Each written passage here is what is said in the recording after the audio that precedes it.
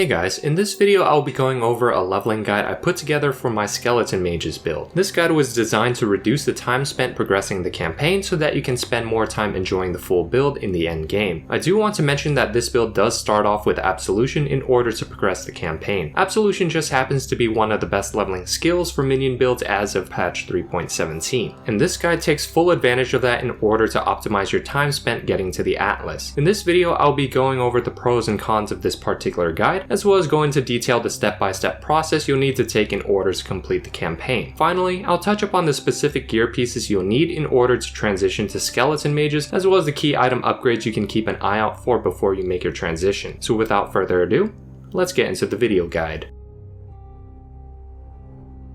So for this guide I broke down the pros and cons section into 5 pros and 5 cons, and we'll be starting off with going over the various pros of the build. So first off, this build has incredible damage scaling throughout the campaign, largely due to the various buffs it has received in the past few leagues. As the saying goes, out with the old and in with the new. Absolution in 3.17 performs as well as, if not better than, melee skeletons did back in 3.13 throughout the course of the campaign. On top of that, both you and your minions are strong for the duration of the campaign due to the notable passive Spiritual Aid and Spiritual Command, which allow your character to scale in both damage and cast speed alongside any increases to minion damage or cast speed as well. Unlike other minion builds, the damage profile of Absolution is also instantaneous and front-loaded due to your own cast dealing a great deal of damage up front before subsequently summoning your minions to finish off your foes. It is also worth mentioning that Absolution makes for a very fast leveling build. It is easily capable of completing the campaign in less than 3.5 hours, and in the screenshot below you'll find that I was able to complete it in just a little bit less than 5 hours. Taking into consideration the fact that I went AFK multiple times to eat or stretch, I'd say this time overall is not too shabby. Lastly, the leveling tree for this build also has multiple overlaps with the endgame passive tree. We all know that one of the greatest sources of friction in transitioning from one starter build to the next is the respecking that is needed in order to refine the passive skill tree, and because most minion builds typically share the same minion notables and pathing on the tree, the amount of respecking that is ultimately needed for the final transition is fairly minimal. Now over on the cons section, it is the case that you do have to play Absolution in order to streamline the campaign progression. GGG has been extremely generous with the recent buffs to the skill, and there is no getting around the fact that Absolution is currently one of the best leveling skills for minion builds. It is also worth mentioning that minion skills are not for everyone, and I believe this is largely due to the ramping damage profile of the builds, where you can't achieve your maximum damage output potential until all minions have been summoned and all ailments and curses have been inflicted upon the enemy. On top of that, towards the end game your minions' defenses will begin to matter almost as much as your own, since resummoning specters can be a pain and animate guardian setups can get fairly expensive. However, this can be largely mitigated by ensuring that your specters and animate guardians are all high level and you have convocation bound to left click. And last but not least, Absolution is quite mana expensive throughout the campaign. Though it wasn't completely unmanageable, I did find myself spamming mana flasks a lot more often with this skill than most other minion skills. And so that's really all for the pros and cons you should consider for this leveling guide. In the next section I'll be going over the step-by-step process for progressing the campaign, so you could follow along and pause the video in order to see all the steps on the screen. So in Act 1, before you do anything, you're going to want to create a Scion in order to mule an Onslaught support gem. The base movement speed of characters is far too slow not to be running Onslaught, so for any classes that may not have access to it, I highly recommend muling from a Scion in order to cut down on campaign completion time for almost no effort. The first thing you'll want to do is kill Heralric, and from this quest you'll be able to grab a Quicksilver Flask and summon Phantasm support as a reward. If you've also completed the Roa quest in the Mudflats, you'll be able to grab Frostblink from Tarklay to use as your movement ability for the time being. You also want to buy a Holy Flame Totem and Flame Wall from Nessa. For the majority of Act 1, Freezing Pulse and Flame Wall should be enough to one-shot most non-rare mobs, and you'll only ever need Holy Flame Totem for the fight against Brutus and Merveil. After reaching the lower prison waypoints, you'll want to grab added lightning damage support as a reward, and upon defeating Brutus you can grab Flame Dash in order to swap out with Frostblink. By the time you reach the caverns you should be around level 11 or 12, by which point point you should purchase Absolution and Spiritual Offering from Nessa. Your main skill setup should now be Absolution linked to Onslaught and added lightning damage. For the passive tree, you'll want to first path to Lightning Walker and then grab the first minion mastery off of Enduring Bond. It is also worth noting that grabbing an early Heavy Belt and Jade Amulet in Act 1 will help you with leveling Absolution and Onslaught later down the road. Crafting flat lightning damage wands early in Act 1 would also be a tremendous boost to damage output. However, I found that Absolution performs well enough that you could delay this craft until as late as Act 3. And that's really it for Act 1, so let's move on to Act 2. In Act 2, you'll want to start off with the Den side quest in order to grab a second Quicksilver Flask. However, if you already have 2, you can opt to take the rare Heavy Belt to hopefully roll for more resistances and additional stat attributes. After running the Chamber of Sins, you'll want to purchase Herald of Purity and Skitterbots from Yina and run these as auras. You can also link Herald of Purity to summon phantasms in order to improve clear speed and damage output. And by this point, you'll have a pretty large entourage of minions following you around and decimating the rest of Act 2. After defeating the Weaver, you'll want to grab Controlled Destruction support as a reward and link it to Absolution if you happen to have a 4 link by this point. Now for our passives, you'll want to path to Lord of the Dead for more minion damage and then quick recovery in order to grab the plus 50 to max life mastery. This will help substantially in improving your survivability. Next up, we have Act 3. So in Act 3, after the Crematorium, you'll want to grab Convocation and bind this to left click on your mouse button. This is basically so that when you finally get your Spectres, they can survive the majority of attacks throughout the campaign. And in order to get your raised Spectre skill, you'll need to defeat Gravicius. For your first Spectre, I like to grab the Carnage Chieftains from Act 2 in order to generate Frenzy charges. It's also important to run the Library side quest while you're still in Act 3. This will get you Feeding Frenzy support and allow you to buy the physical to lightning damage support gem. With this, you'll be able to replace added lightning damage with physical to lightning support so that you can fully convert your damage to lightning. After that, you'll want to buy Ray Zombie, Minion Life, and Elemental Army to set up your utility minions. Your zombies will now proc the Feeding Frenzy buff and your Spectres will now be able to apply Elemental Exposure on your targets. For the passive tree, I like to first grab Holy Dominion for more damage and resistances and then path to Sacrifice in order to tank up your permanent minions. Now that we're finally in Act 4, you'll have your main active skills fully set up for the rest of the campaign.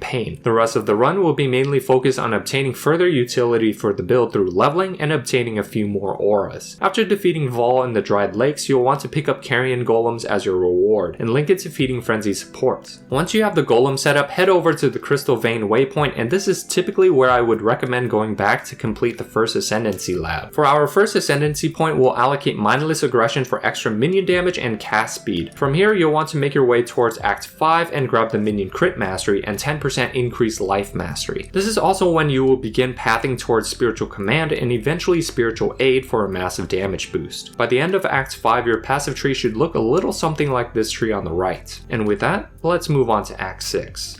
Now for Act 6, I typically like to save all the tedious minor tasks like respecking and fixing resistances for this part. We're gonna start off by doing the Twilight Strand side quest in order to unlock access to Lily, as well as gain 2 more respec points. With this, you'll want to buy Determination, Spell Echo, and Minion Damage to begin leveling in your offhand. You'll also want to use the respec points you've gained so far in order to unallocate Lightning Walker and the various spell damage nodes you've grabbed earlier in Act 1. Use these points towards the nearby mana reservation and minion nodes. Once you've grabbed the 15% increased mana reservation mastery, you will now have the choice between running Determination or a combination of Arctic Armor and Flesh and Stone. I personally recommend running Determination for the sake of simplicity and saving an extra gem slot, but Freeze Immunity and blinding nearby enemies definitely has its merit when considering survivability during the campaign. Before leaving town, you'll also want to make sure to benchcraft on all your gear in order to get your resistances as high as possible before continuing the campaign. Depending on your luck, you can sometimes even overcap your resistances to the point that when you complete Act 10 Kitava, your resistances will still be capped even with a 60% reduction to all elemental resistances. Now that we've acquired all the main skill gems needed for our leveling setup, the remainder of the campaign should go by fairly smooth. You'll begin to notice your damage start to pop off and your clear speed in general should feel quite satisfying, especially after your second lab. Once you've reached the Vol City waypoints, run the second lab in order to allocate Unnatural Strength. This should be the largest power spike you'll experience in the campaign. As you continue to level in the campaign, you'll want to begin pathing towards the various life nodes on the skill tree like Heart and Soul, Tireless, and Devotion. Just before defeating Kitava again in Act 10, you'll want to complete your third lab in order to grab Commander of Darkness. With the elemental resistances from this, you can finally unallocate Holy Dominion in order to spec passive points elsewhere on the tree. Finish off Kitava in Act 10 and you will finally be able to move on to the post-campaign progression stage.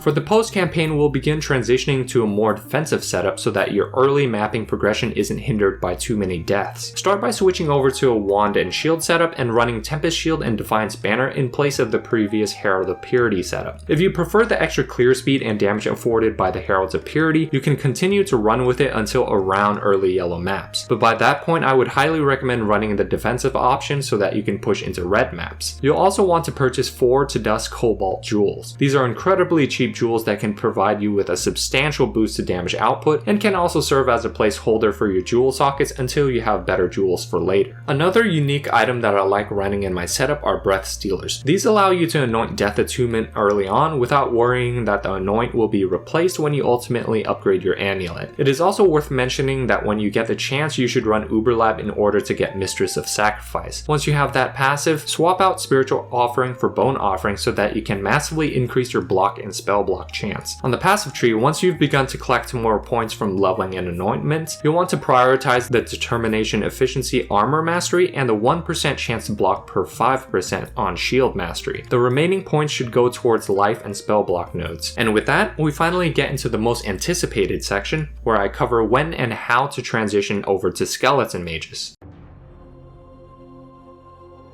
So luckily for you guys, there are only 2 key items you really need in order to swap over to Skeleton Mages. 3 of you include Vol Summon Skeletons. And those items are the Dead Reckoning Jewel, which enabled the build in the first place, and ideally a 6-link Flesh Crafter, which allows your minions to penetrate all elemental resistances. Although this is an extremely short shopping list when compared to other builds, I will make a disclaimer that immediately swapping as soon as these items are available to you is probably the biggest noob trap. The primary reason for this is because the bulk of your damage will come from having your skill gems completely leveled up and your character level ideally around level 90 to 95. On top of that, you won't have enough mana reservation efficiency by this point to run Zealotry, which is the biggest offensive aura for this build. However, under the circumstance that you do decide to swap over to Skeleton Mages as early as humanly possible, your gem links in priority are as follows: Vol Summon Skeletons, minion damage, Spell Echo, lesser multiple projectiles, pierce, and increased critical damage. There's plenty of room for debate over whether LMP is ideal or not when compared with GMP or the volley variants. However, I personally enjoyed running this setup with LMP, and so that's what I will recommend for this guide.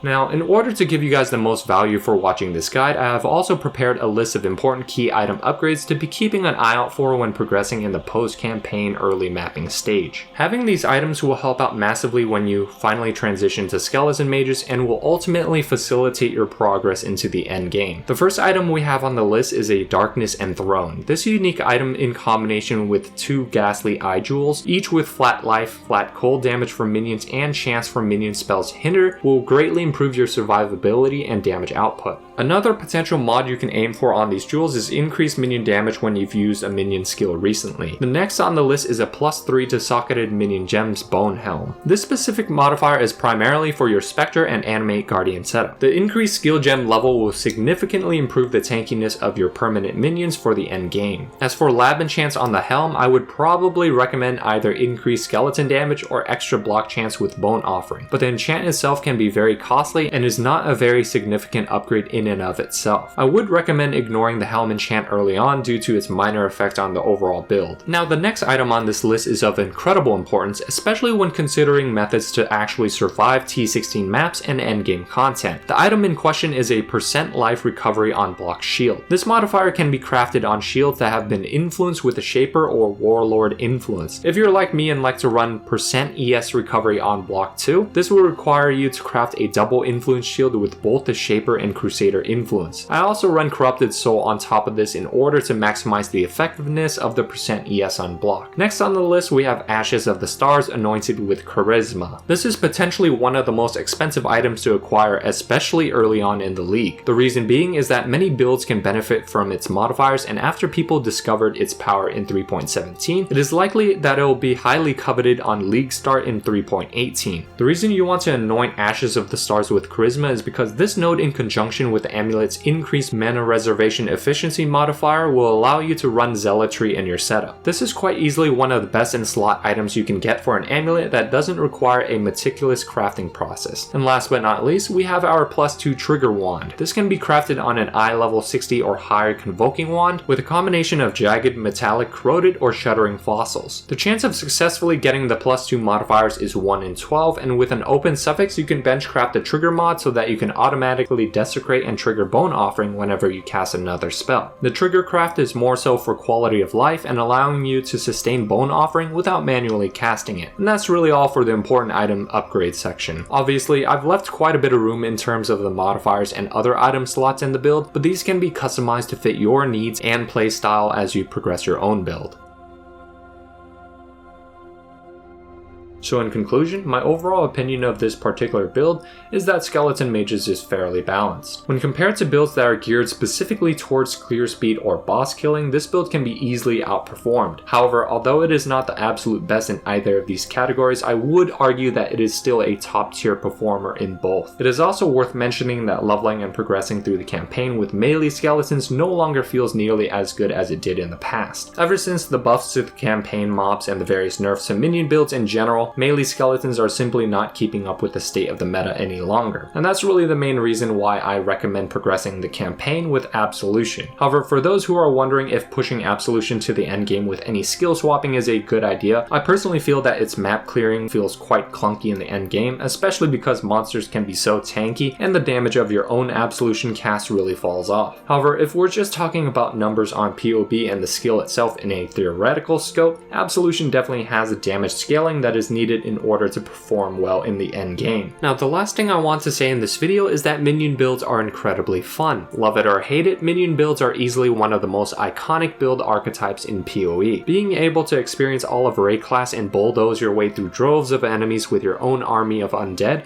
is the epitome of what it feels like to be a Necromancer. And with that, I hope you guys have found this video guide helpful. This video was definitely a little more on the serious side of things, but I mainly wanted to put out a guide on a build that has served me well for the past several leagues now. Skeleton Mages is easily the most popular minion build as of 3.17, and if you guys have any questions or concerns regarding this guide, I'll be sure to keep an eye on the comments for the next couple weeks or so to address any concerns that you guys may have. And that's really it for the video.